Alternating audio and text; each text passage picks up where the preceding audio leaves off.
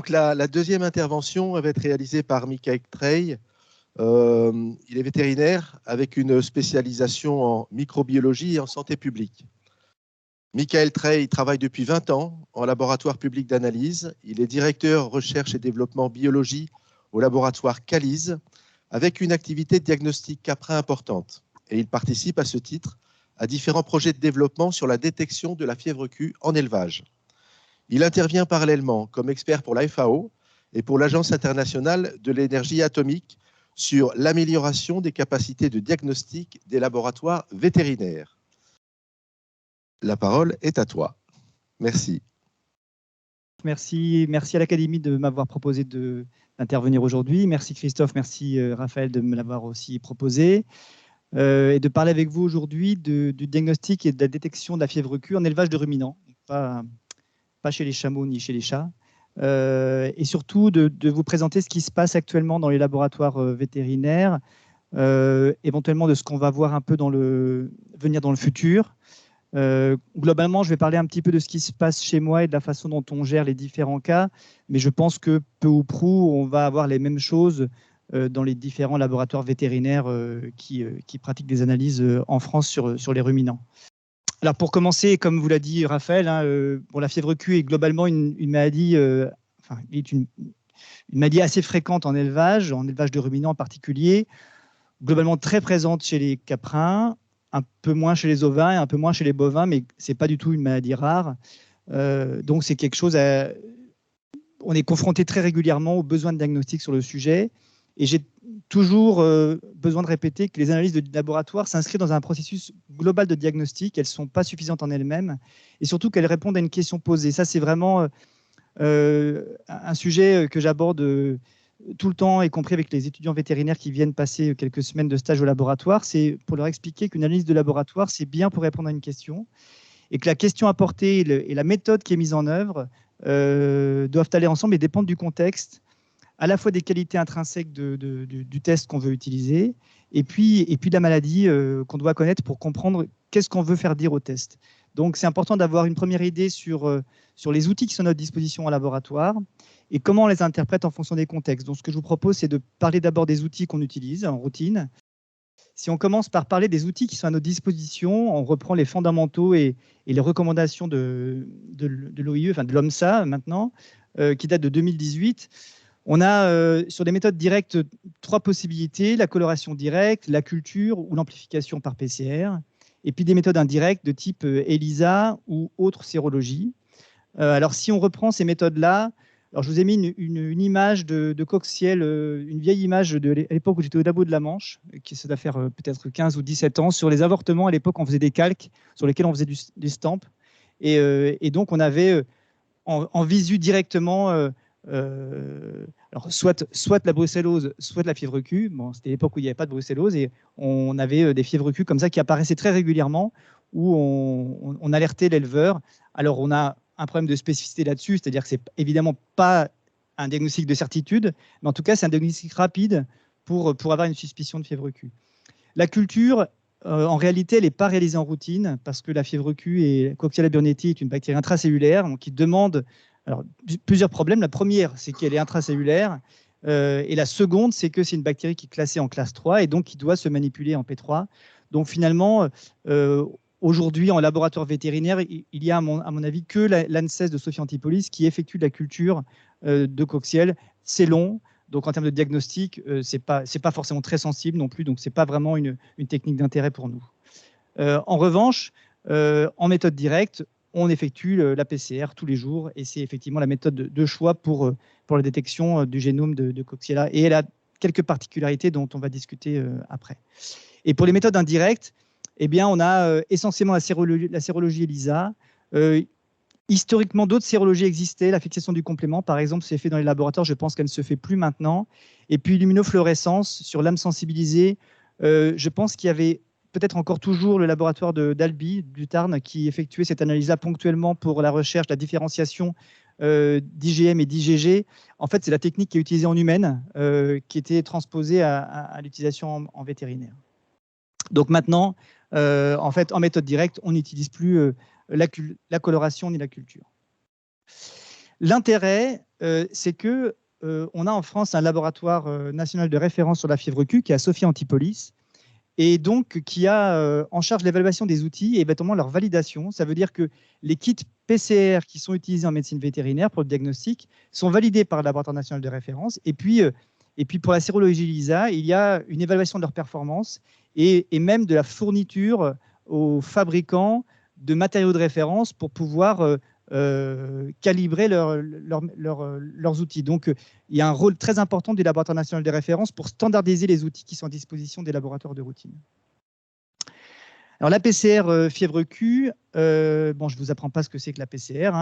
Maintenant, tout le monde connaît, même le lambda, le béotien connaît la PCR grâce au Covid. Juste à noter que la cible de la PCR pour la fièvre Q est en général une séquence d'insertion, la 1111, et qu'elle a un intérêt, c'est qu'elle est présente en plusieurs dizaines de copies dans le génome, ce qui fait que ça améliore la détectabilité et la limite de détection de la méthode.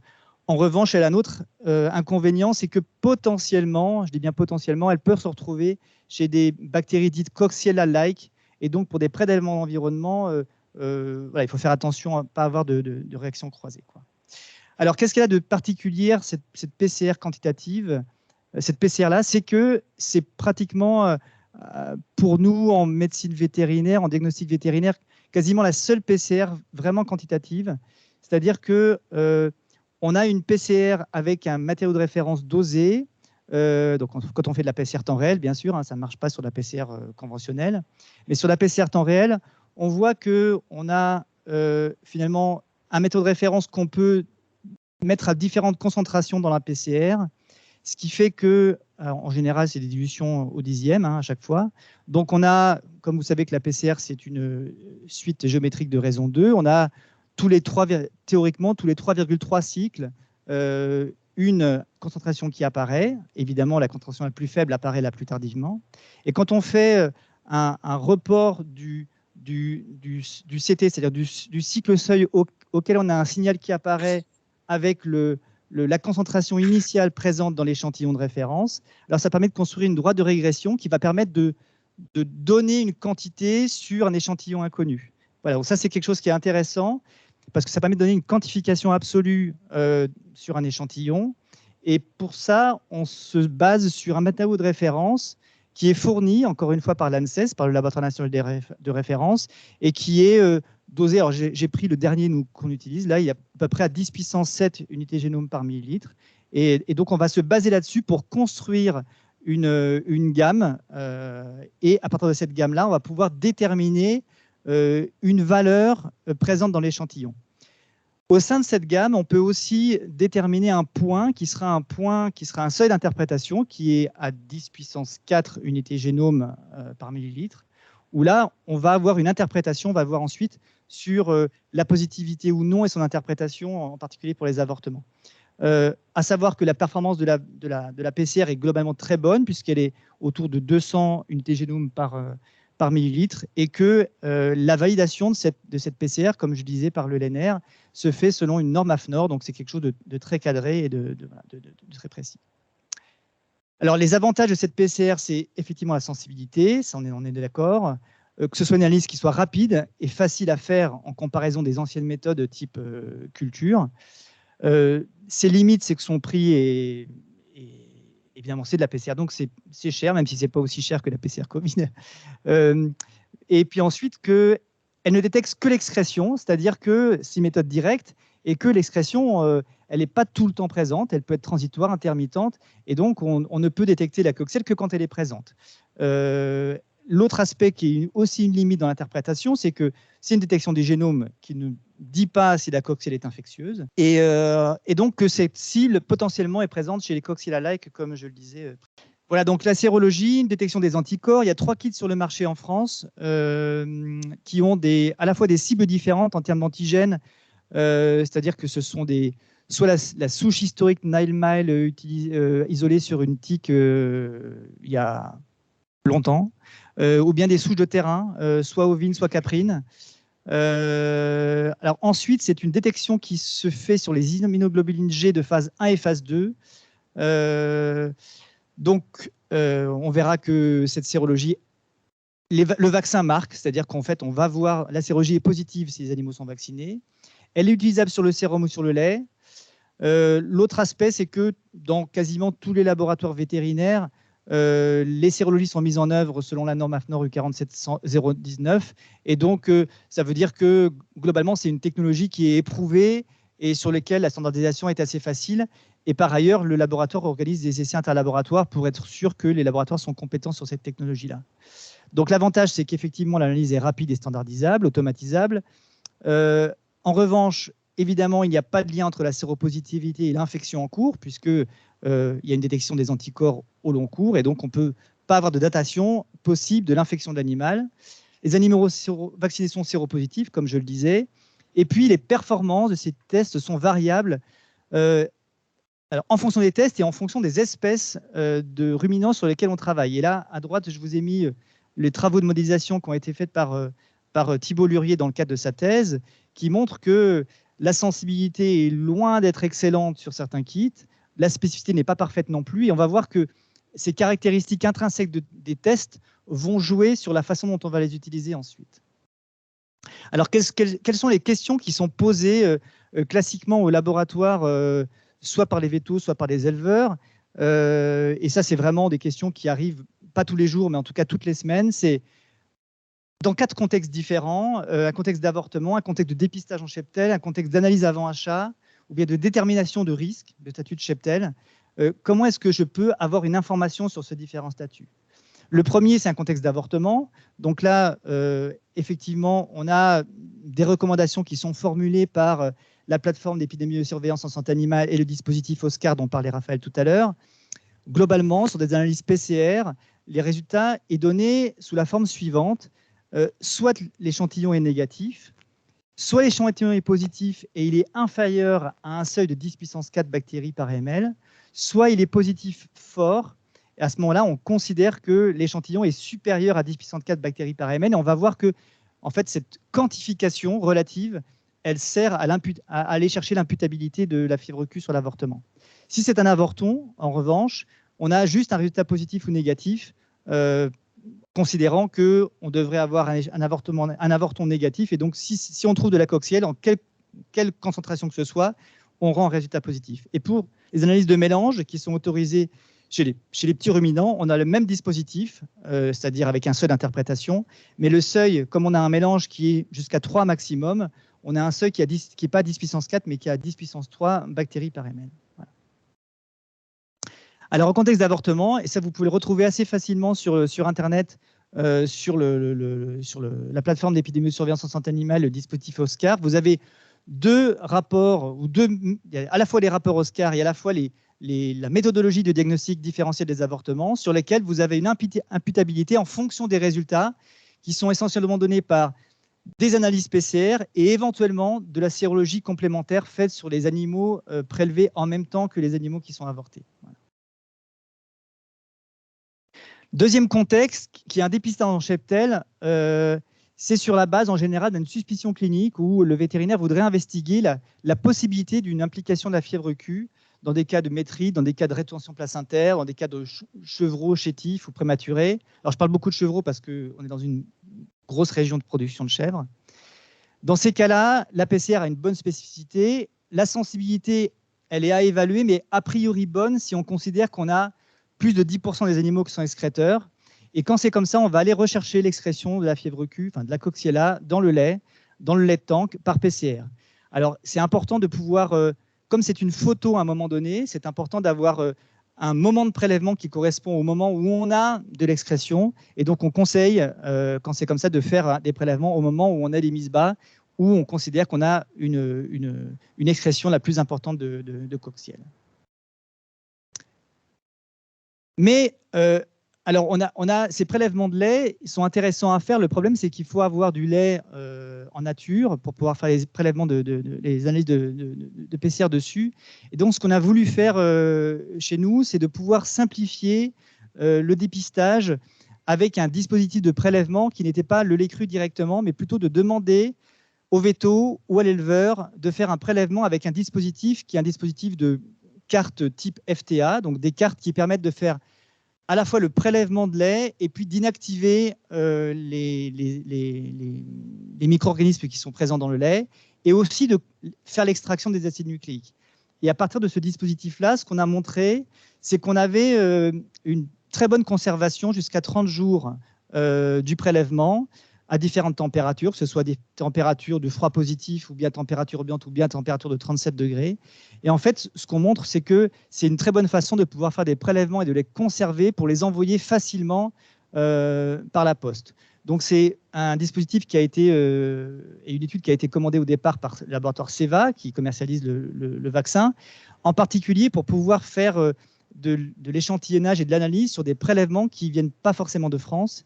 Et donc là, on a eu toute une série d'échantillons qui viennent de différents pays pour pouvoir faire l'analyse fièvre-Q et regarder ce qui se passe en termes de détection. Et je vous ai mis sur le graphique à droite les CT obtenus sur 240 échantillons positifs. Alors, ce qui est intéressant de noter, c'est qu'on a une distribution, on va dire, unimodale qui est centrée sur un CT de 35, donc globalement assez tardivement, et que jusqu'à maintenant, alors ça a été fait sur des cheptels bovins et caprins, jusqu'à maintenant, il est assez compliqué de pouvoir relier une éventuelle précocité de la PCR avec une infection ou avec derrière des symptômes particuliers dans l'élevage. Voilà. Ce qui est important en revanche de noter, c'est que, parce qu'on a régulièrement des questions là-dessus, c'est qu'il n'y a pas d'interprétation possible entre une valeur de CT et puis derrière une implication de la maladie. Ce n'est pas du tout le cas, pas comme on peut avoir un avortement où on a une quantification et derrière une imputabilité. Ce n'est pas du tout le cas de ce qu'on peut avoir sur des prélèvements de lait ou des prélèvements de lait après passage sur papier FTA. Alors, pour un dépistage en cheptel, il est aussi possible de faire une recherche sérologique. Alors, évidemment, en cheptel non vacciné, puisqu'on sait que le vaccin fonctionne, enfin marque la sérologie. Mais pour augmenter la sensibilité, puisqu'on a vu qu'elle était loin d'être parfaite, il faut augmenter le nombre d'animaux prélevés.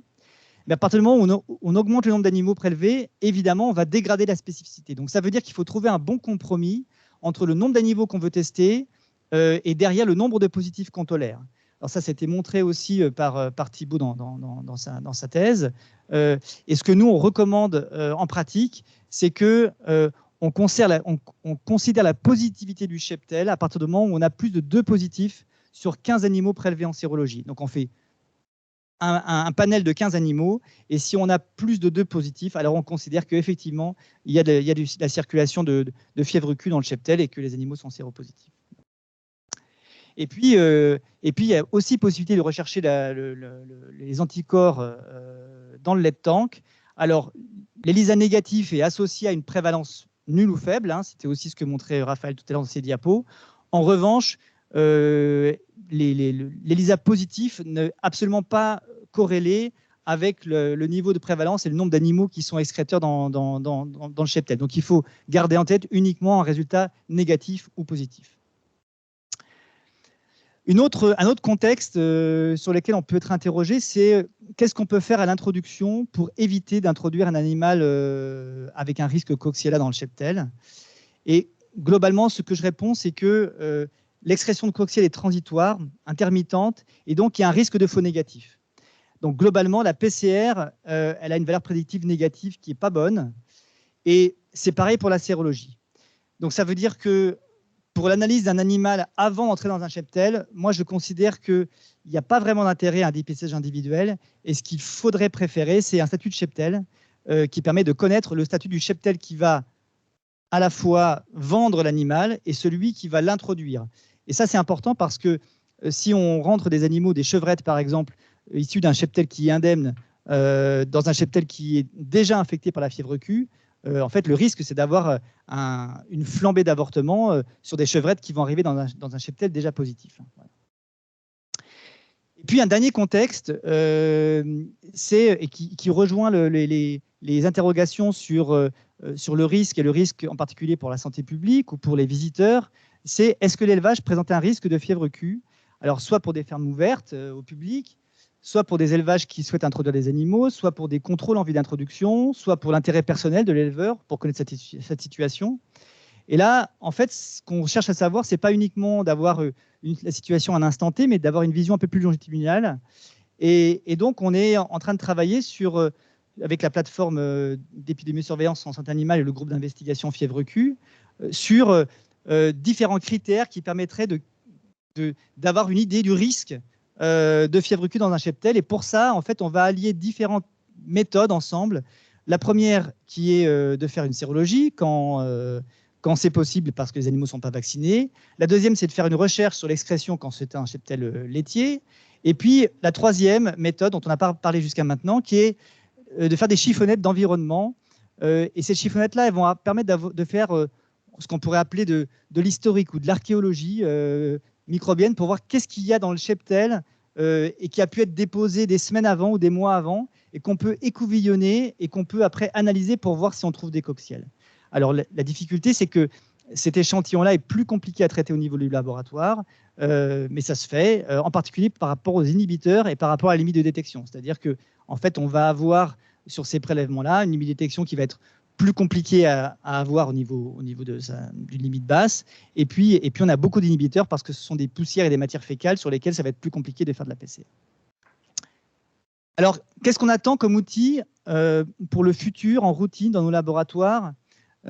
D'abord, d'avoir une PCR plus sensible et moins sensible aux inhibiteurs, donc plus sensible avec une détectabilité plus importante, mais moins sensible aux inhibiteurs.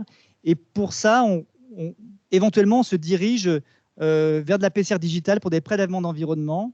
Alors, elle possède quand même des inconvénients, cette PCR digitale, c'est que elle va avoir une limite de détection plus faible, donc ça va être intéressant pour nous.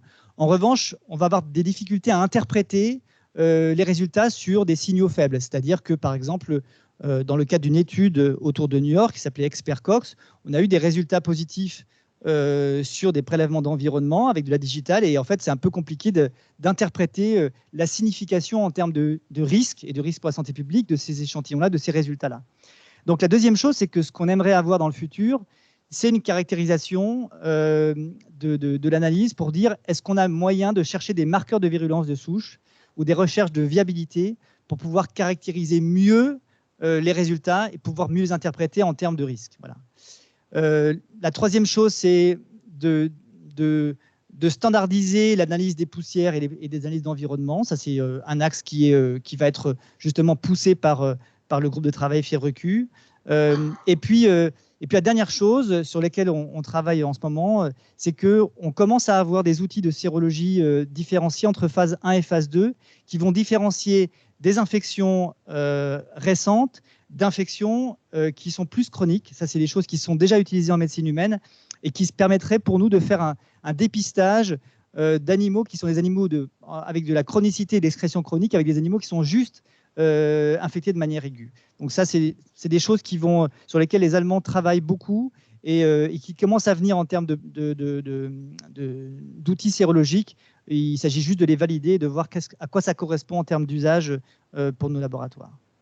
Donc, ce que je voulais juste vous donner comme message à retenir, c'est la première, c'est que la fièvre Q est largement répandue en élevage, ça on le sait, que les outils analytiques sont efficaces pour le dépistage. Donc, on a la sérologie et la PCR qui sont utilisées quotidiennement dans les laboratoires pour le diagnostic et le dépistage, mais il faut les interpréter en fonction des différents contextes.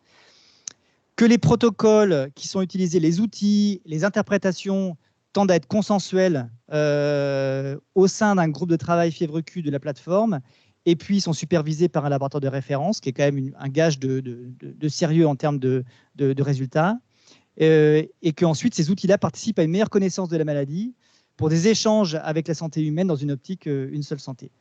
Et puis surtout, en tant qu'utilisateur du laboratoire, si jamais vous avez un doute sur l'outil à utiliser ou sur le type de diagnostic à demander, eh bien, adressez-vous à votre laboratoire. Voilà, merci beaucoup pour votre attention. Merci beaucoup pour cette intervention à la fois très technique et très pratique. Donc, quelques questions. Professeur Fauché. Oui, merci pour cet exposé. C'était juste la sérologie en humaine, c'est l'immunofluorescence. Et là, en fait, c'est différent, si j'ai bien compris.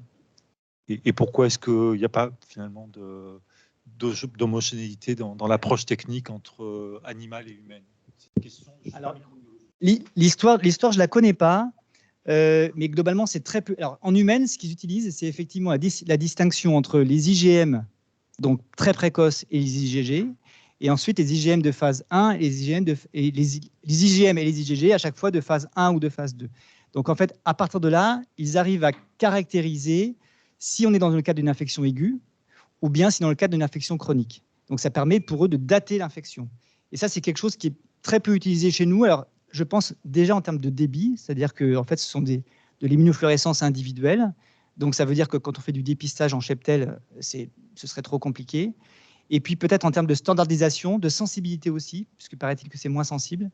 Moi, j'en ai pas l'expérience personnellement, mais je sais que ça a été utilisé. Je ne sais pas si ça l'est encore en médecine vétérinaire. Voilà, mais pas d'expérience de mon côté là-dessus.